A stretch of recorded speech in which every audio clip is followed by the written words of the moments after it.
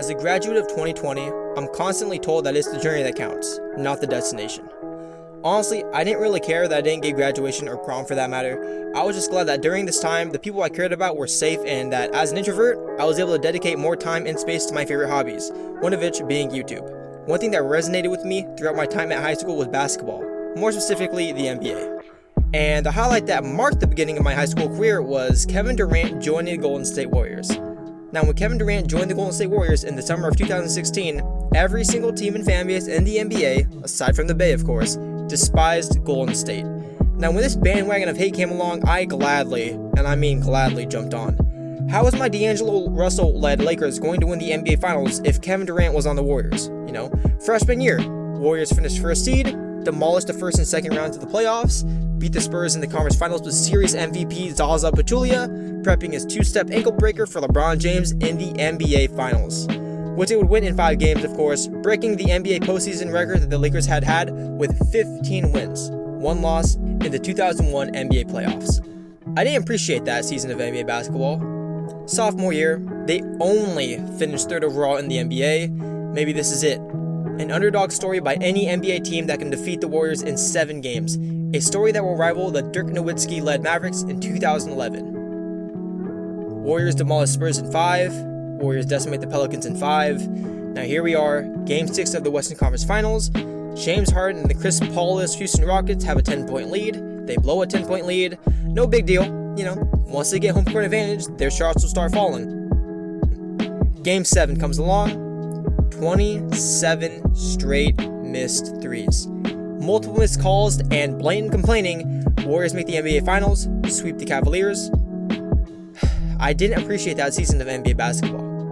Junior year, I realized that with LeBron James playing with a bunch of children on the Lakers, the regular season isn't really going to matter as the season was basically over. Warriors get number 1 seed. The 7-foot monster stops playing with his 6'1" puppy. The Warriors win in 6 in the first round. Kevin Durant tears his calf in Game 5 of the second round.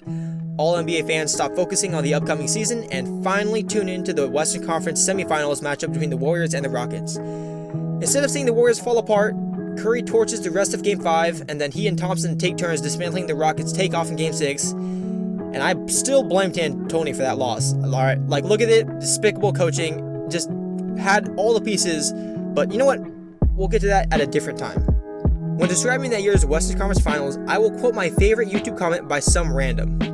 I think if Lillard and McCollum both play out of their minds, Warriors in 4. That should explain the Western Conference Finals. Then, as Klay Thompson is hobbled throughout the finals and the Raptors head coach is praised for his amazing game plan, double team Stephen Curry at all times, triple team when convenient, and kick when needed. The Warriors look like they're just about to lose as they are down 3-1 in the NBA Finals. But then, the 7-foot monster that terrorized my NBA life during my high school career comes along, drops 11 points, and then drops to the floor. KD in pain. Fans cheering. Ibaka telling them to shut up. Game continuing. Nick Nurse calling 2 timeouts to give the Warriors a way back into the game. Green blocking Lowry. Game 6. Thompson tearing ACL. Curry is now quadruple teamed. Game over. Raptors win. Durant leaves. Dynasty over. After 3 years, 2 boring NBA Finals, a broken Kevin Durant has left the Warriors to join the Brooklyn Nets. The only thing stopping him from three-peating is his calf, Klay Thompson's ACL, Kevin Looney's collarbone, DeMarcus Cousins' quadricep tear, and Curry's finger. I still didn't appreciate that year of NBA basketball. Kevin Durant, someone that I hated for ruining the one thing I loved about the NBA, competition, was now gone. He's on the Nets.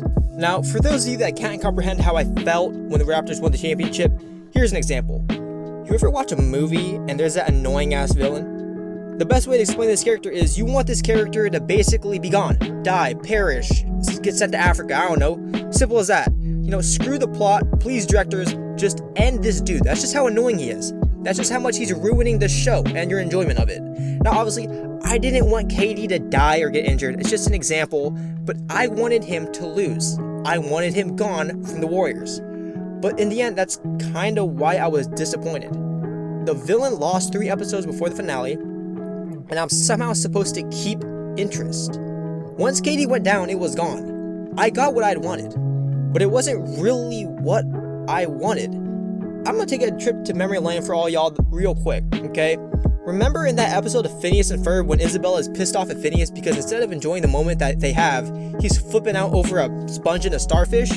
Then, when all of a sudden Phineas sits down, enjoys the moment, and gives her what she wants, she starts flipping out because she gets what she wants? We can't just be stuck here. Thanks, Ferb. I just don't know what to do. We were in Paris, the most romantic city in the world, and it didn't even notice me.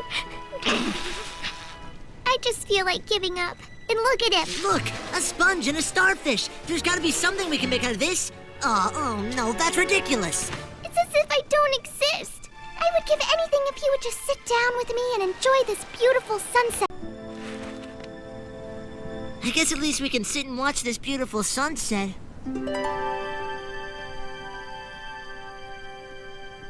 No. What? No! You are not going to enjoy this beautiful sunset!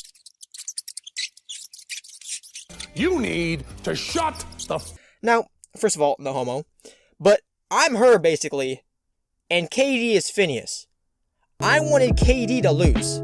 KD loses, and now I'm flipping out. The connection between me and Isabella is that we both got what we want, but as a result of getting what we wanted, we lost what we wanted in the process of retrieving what we wanted.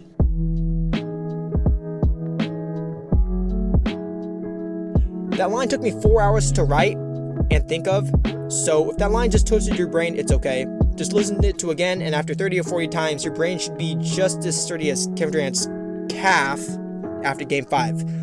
Now, I then realized this. If in 2016 I was asked if Kevin Durant was put on the Golden State Warriors for 3 years, would I be okay with it? I'd answer yes. Let's be honest here. I would answer yes. Screw competition. I want to see greatness unfold, and it did. It's just that hating the Warriors was the NBA's version of a politically correct answer. Not having any connections to Golden State, but saying you wanted them to win the NBA Finals was like saying I love Trump at a Democratic rally. You're about to get punched in areas you didn't even know existed. But listen to me on this. The point is, I never appreciated Kevin Durant on the Warriors because I was too busy living in my own sphere of hate and frustration. And another time, in another place, Kevin Durant doesn't join the Warriors. And we never get that what if. That every NBA 2K YouTuber would have made it had he not joined the Warriors. We never see 3 of the greatest shooters to ever play on the same team. We don't see 3 top 10 players playing on the same team in their prime, and we may never see that collection of talent on an NBA team ever again. Rightly so. So in the end, when I look back on my attitude and perspective that I carried during my high school days, I'm not looking at them with regret, as I really don't forget anything I ever do.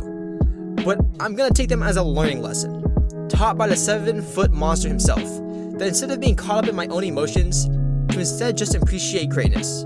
After 4 long years, I thank you, Kevin Durant.